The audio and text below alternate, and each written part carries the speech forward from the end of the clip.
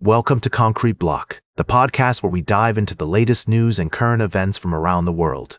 We have a lot to cover, so let's get started. We begin with a story that has been making waves in international diplomacy.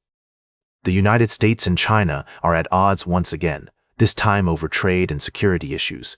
But what's interesting is how China has been responding to pressure from the US and its allies. According to an article by Chinese writer and scholar Deng Yuan, Beijing has been adopting a more assertive approach to diplomacy, using tools like sanctions and export controls to push back against what it sees as unfair treatment. This shift in Chinese diplomacy is rooted in the country's growing economic and military strength. With the world's second-largest economy and control over key resources like rare earths, China feels it has the leverage to stand up to the US and other major powers. But while this new approach may be effective in the short term, it also carries risks. The more China uses retaliation as a tool, the more other countries may seek to diversify their supply chains and reduce their dependence on Chinese goods. It's a complex issue and one that we'll be exploring in more depth in future episodes. But for now, let's take a look at how this is playing out in real time. The US has been imposing tariffs on Chinese goods, while China has responded with its own sanctions on American companies. It's a delicate balancing act, and one that could have significant implications for the global economy. We'll also be keeping an eye on the situation in Taiwan, where tensions between China and the US are running high. The Chinese government has been making aggressive statements about its intentions towards the island, while the US has been bolstering its military presence in the region. All of these developments are interconnected, and they paint a picture of a rapidly shifting global landscape. As we navigate this complex web of alliances and rivalries, one thing is clear: the rules of international politics are changing, and countries like China are no longer content to play by the old rules.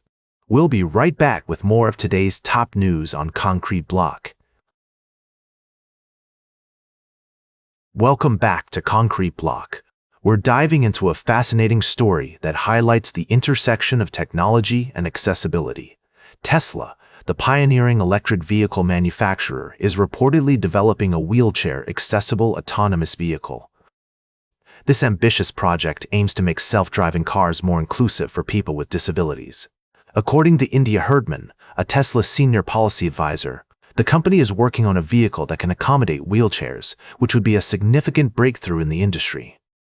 Currently, no autonomous vehicle companies, including Waymo, offer wheelchair-accessible vehicles. This move by Tesla demonstrates its commitment to making autonomous transportation more accessible to everyone.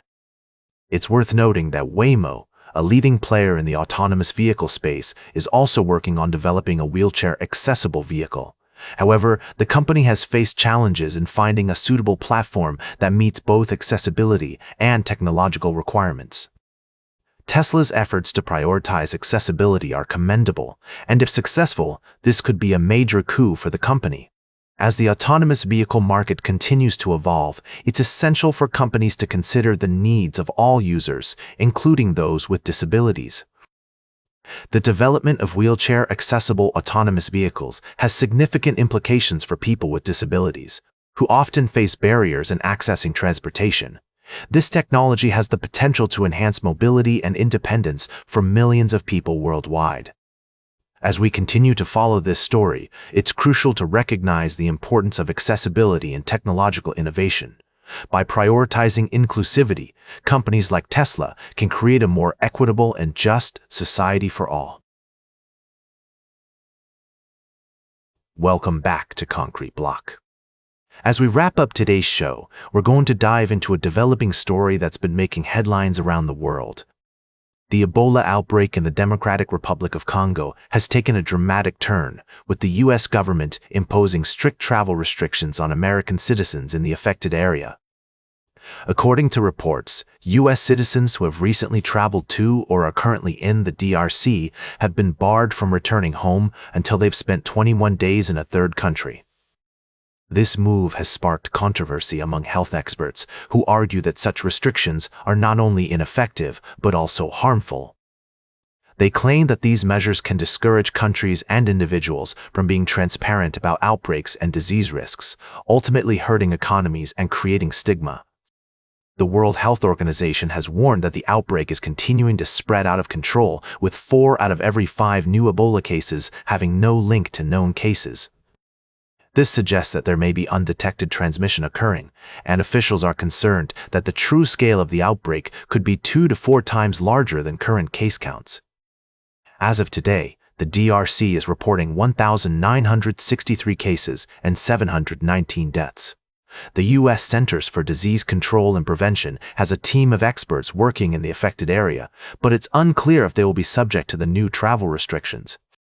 It's essential to note that Ebola is not easily transmissible like respiratory viruses.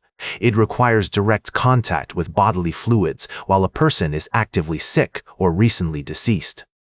Despite this, the U.S. government has taken a cautious approach, citing concerns about the potential risk of transmission. The World Health Organization is facing significant funding challenges in responding to the outbreak, having received less than half of the necessary funds.